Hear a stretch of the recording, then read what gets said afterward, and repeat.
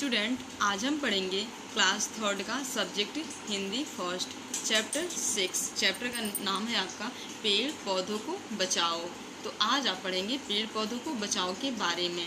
तो पेड़ पौधों को बचाने से हमें क्या फ़ायदा मिलता है? अगर पेड़ पौधे नहीं रहेंगे तो हमें ऑक्सीजन नहीं मिलेगा, इसलिए पेड़ पौधे रहना बहुत ज़रूरी है। हमेशा बचाना चाहिए, लगाना चाहिए। आप लोग भी अपने घर पे हमेशा पौधों को लगाइए। पौधे रहेंगे, पेड़ रहेंगे तो आपको ऑक्सीजन मिलेगा, शुद्ध हवा मिलेगा।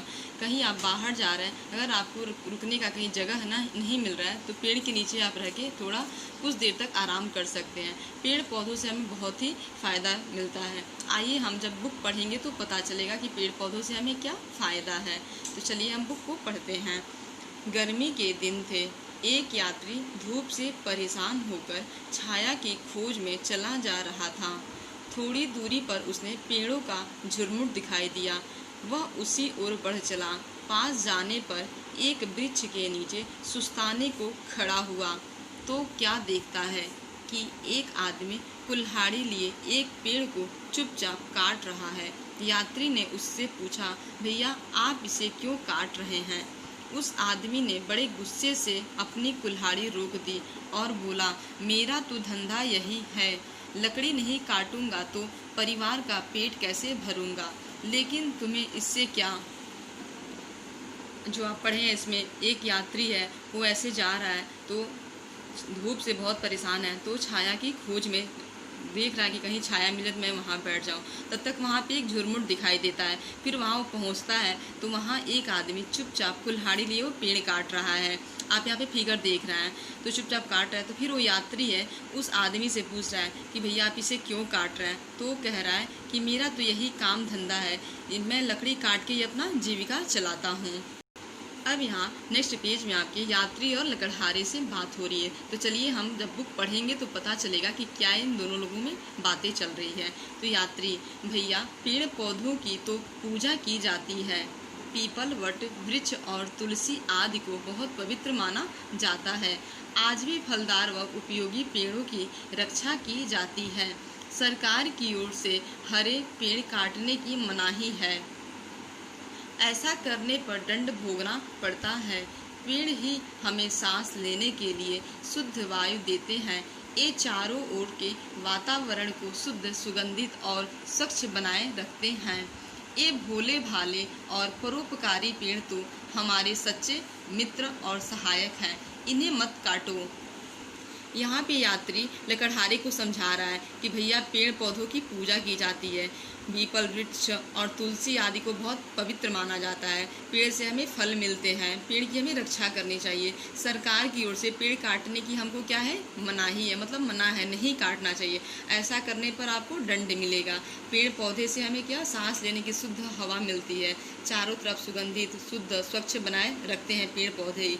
पेड़ पौधों को यात्री बता रहा है लकड़हारे से कि वो हमारे सच्चे और परोपकारी क्या है? मित्र भी हैं और हमारे सहयोगी भी हैं। इसे आप नहीं काटिए। तो फिर लकड़हारा क्या कर रहा है यात्री से? आप फिर आगे पढ़ते हैं, देखते हैं लकड़हारा यात्री से क्या कह रहा है। आश्चर्य से, बाबूजी जंगल तो पेड़ों से भरा है, कुछ पेड़ काट लेंगे तो क्या कमी हो जाएगी? यहाँ लकड़हारा बोल रहा है यात्री से कि बाबूजी जंगल तो पेड़ों से भरा है, अगर हम एक दो काट ही लेते हैं, थोड़ा काटिए तो क्या कमी हो जाएगी? फिर यात्री कहता है, कमी तो हो ही जाएगी। यदि इसी तरह पेड़ काटते रहे और नए पेड़ न लगाए गए तो धीरे धीरे यह जंगल खाली हो जाएगा।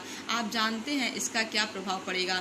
यात्री लकड़हारे से बोल रहा है कि अगर आप एक पेड़ काट रहे हैं तो कमी हो जाएगी, क्योंकि आप एक पेड़ लगा नहीं रहे हैं बल्कि एक आप कम कर रहे हैं। इसी तरह अगर आप पेड़ काटते रहे और नए पेड़ नहीं लगाए तो धीरे धीरे जंगल आपका क्या हो जाएगा? खाली हो जाता है।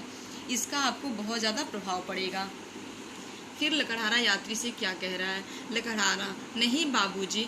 यात्री, देखो जहाँ पेड़ अधिक होते हैं वहाँ वर्षा भी अच्छी होती है।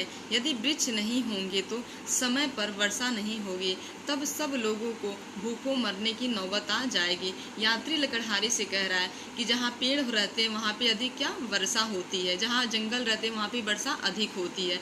यदि वृक्ष नहीं होंगे तो समय पर वर्षा नहीं होती है, तब सब लोगों को क्या हो जाएगा? मान लीजिए बारिश नहीं हो रही है तो हमें भूखे मरने की नौबत आ जाएगी। यात्री लकड़हारे लकड़हारे से कह रहा है। फिर लकड़हारा कह रहा है, बाबूजी यह बात तो हमें पता ही नहीं थी, लेकिन हमें तो बच्चों को पेट पालना है, हम क्या करें। फिर लकड़हारा बोला, क्योंकि वही उसका काम है, उसी से उसका जीविका चलता है, कि अगर हम नहीं लकड़ी काटे मेरे बच्चे का पेट नहीं भर पाएगा, यही मेरा काम है। फिर यात्री कह रहा है, तुम हर बरसात में 5 नए वृक्ष लगा दिया करो, जिनमें कुछ फल देने वाले हो, कुछ औषधि बनाने के काम आने वाले भी हो। इन वृक्षों के फल और जड़ी बूटियां बेचकर तुम अपना गुजारा कर सकते हो। यात्री अपने लकड़हारे को बता रहा है, तुम हर साल बरसात में 5 नए वृक्ष लगाओ, जिनमें कुछ फल देने वाले होंगे, कुछ औषधि और कुछ काम आने वाले भी होंगे। वृक्षों के फल और जड़ी बूटियां बेचकर अपना क्या गुजारा कर सकते हो। लकड़हारा, वाह बाबूजी, आपने तो मेरी आंखें खोल दी, अब से मैं आपके बताए गए मार्ग पर चलूँगा। लकड़हारा बहुत खुश हो रहा है, क्योंकि उसने बहुत अच्छी सलाह दी है। आइए, मेरा घर यहाँ से दूर नहीं, चलिए पानी पीकर थोड़ा आराम कर लीजिएगा। लकड़हारा यात्री की बात से बहुत खुश हो गया और वो अपने घर ले जाने के लिए कह रहा है कि चलिए वहाँ पानी पीकर थोड़ा आराम कर लीजिएगा, क्योंकि वो सलाह दिया है लकड़हारे को बहुत अच्छा लगा है। तो ऐसे आप भी इस बुक को अच्छे से पढ़ेंगे और इस कहानी को आप समझेंगे। आज आपका क्लास यही ओवर हो रहा है। Thank you.